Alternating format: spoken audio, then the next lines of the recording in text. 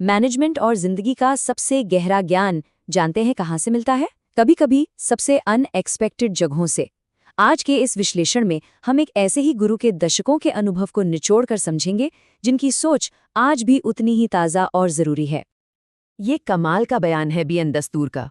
एक 92 साल के गुरु जिनका ये मजाकिया अंदाज उनके गहरे ज्ञान का ही एक छोटा सा हिस्सा है। तो आज हम दस्तूर साहब की दुनिया में गोता लगाएंगे। सबसे पहले उनसे मिलेंगे, फिर समझेंगे कि मैनेजमेंट समय के साथ कैसे बदला है। हम उनके 3 सबसे जरूरी सिद्धांतों को जानेंगे, एक बहुत ही हैरान करने वाले 80-20 नियम को सीखेंगे और ये भी देखेंगे कि कैसे एक 5000 साल पुरानी किताब आज भी सबसे बड़ी मैनेजमेंट गाइड हो सकती है। तो चलिए सबसे पहले मिलते हैं बीएन दस्तूर से, जिनका दशकों का अनुभव ही उनकी सबसे बड़ी पहचान है। देखिए, दस्तूर साहब सिर्फ उम्र में बड़े नहीं हैं, बल्कि वो अपने आप में एक इंस्टीट्यूशन है। सोचिए, 60 साल का कंसल्टिंग एक्सपीरियंस, 160 से ज़्यादा किताबें लिख चुके हैं और आज भी अपने विचार लोगों से शेयर कर रहे हैं। इस बैकग्राउंड के साथ जब वो कुछ कहते हैं तो उनकी बातों में एक अलग ही वजन होता है। दस्तूर साहब के ज्ञान को समझने के लिए पहले ये समझना होगा कि उनके हिसाब से मैनेजमेंट की दुनिया बदली कैसे है।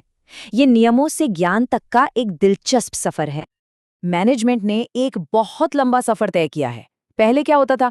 मैनेजर एक पुलिस वाले की तरह होता था, जिसका काम था बस नियमों का पालन करवाना। फिर फोकस बदला और बात होने लगी लोगों को मैनेज करने की। लेकिन दस्तूर एक बड़ा मजेदार सवाल पूछते हैं, जब हम खुद को मैनेज नहीं कर सकते तो दूसरों को कैसे करेंगे? इसीलिए आज का असली मैनेजमेंट लोगों का नहीं, बल्कि लोगों के ज्ञान का मैनेजमेंट है। और यहीं पर नॉलेज वर्कर का कॉन्सेप्ट आता है।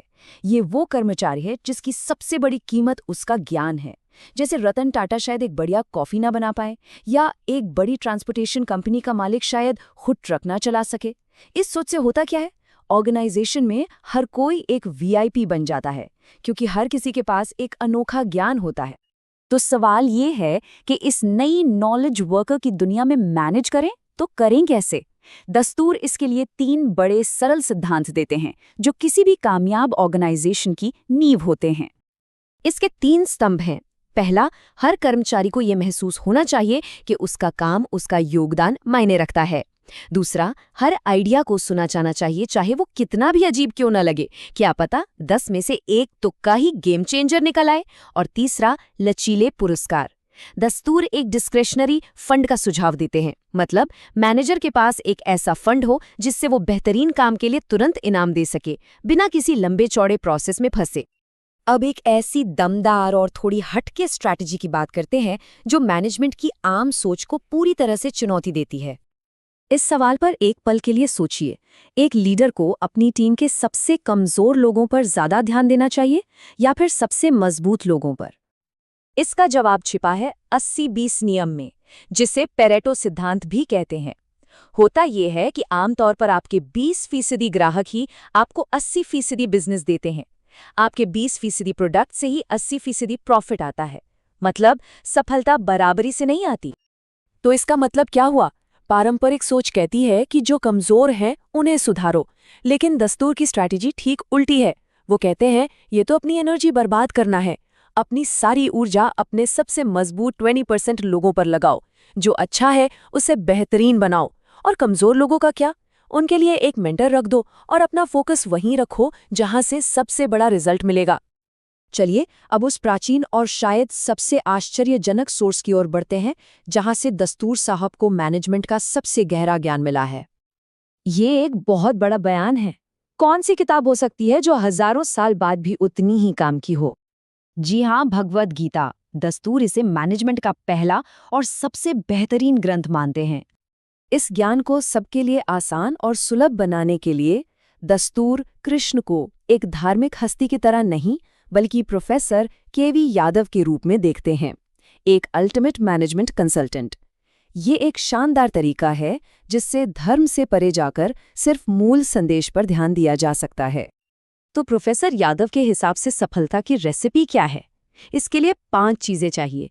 पहला, अधिष्ठान, यानी सही जगह और सही माहौल। दूसरा, कर्ता, मतलब काम करने वाला सही इंसान। तीसरा, करणम, यानी आपके पास सही टूल्स और रिसोर्सेज हों। चौथा, विविधश्च पृथक चेष्टा, मतलब काम करने का सही तरीका। और आखिर में पांचवां, दैवम, यानी थोड़ी सी किस्मत। लेकिन दस्तूर साहब कहते हैं कि किस्मत भी उन्हीं का साथ देती है जो कर्म करते हैं। आखिर लॉटरी जीतने के लिए भी टिकट तो खरीदना ही पड़ता है। और अंत में आइए दस्तूर की प्रोफेशनल सलाह को उनकी पर्सनल फिलॉसफी से जोड़ते हैं और देखते हैं कि ये सिद्धांत काम की जगह के बाहर भी कैसे लागू होते हैं। ये उनका मशहूर पारसी ह्यूमर है जो जिंदगी के प्रति उनके हल्के फुल्के नजरिए को दिखाता है। वो कहते हैं कि जब उनका निधन होगा तो उनकी पत्नी ये नहीं कहेंगी कि वो मर गए, बल्कि कहेंगी कि वो फोटो फ्रेम में चले गए। ये जिंदगी की गंभीर से गंभीर चीजों को भी एक मुस्कुराहट के साथ देखने की कला है। और ये हमें इस आखिरी और सोचने पर मजबूर करने वाले सवाल पर लाकर छोड़ देता है। योगदान देना, हर विचार को सुनना, अपनी ताकत पर ध्यान देना और सही माहौल और साधनों के साथ काम करना, क्या ये सिर्फ एक सफल बिजनेस चलाने के नियम है या फिर एक बेहतर और सार्थक जिंदगी जीने के भी? इस पर सोचने के लिए ये एक बेहतरीन बिंदु है।